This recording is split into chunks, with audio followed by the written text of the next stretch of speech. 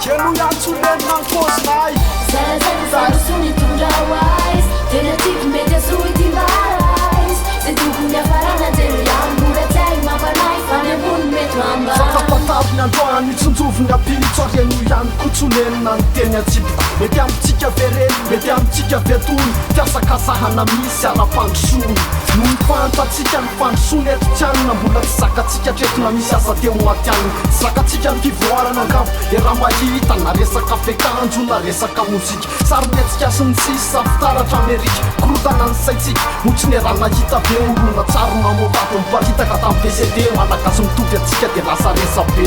sivanoavy ny tanora raha reny noeverina hoe atao fitaratra mba hitokizana amin'ny firenenkebe manotsaina ny taranaka ary ampiantrazy tsy afera mamovato fa manimona tsary avoaka amin'ny tele lekisy tsisy fialamboly akoatra ny PS sy de sainy eo manao AFB fataro de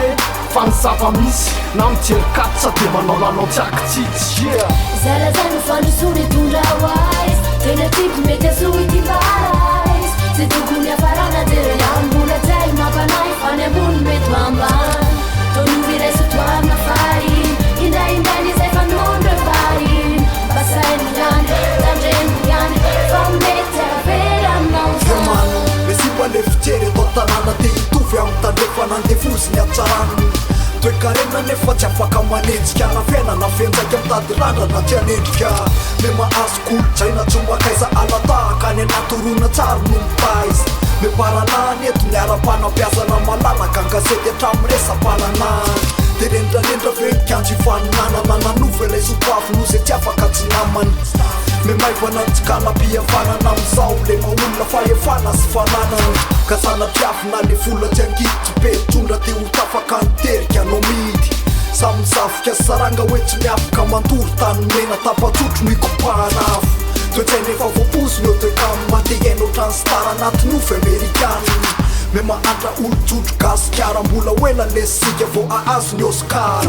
Zarazany fandrosony tondra hoazy tena tiako mety azoity mbarais zay tokony hafarana jero ihany mbola tsy hay mampanay fa ny ambony mety ambany tonovy iray sotoavina fariny indraindray izay fanondro fariny mba saino ihany tandremo ihany fa mety avery aminao zany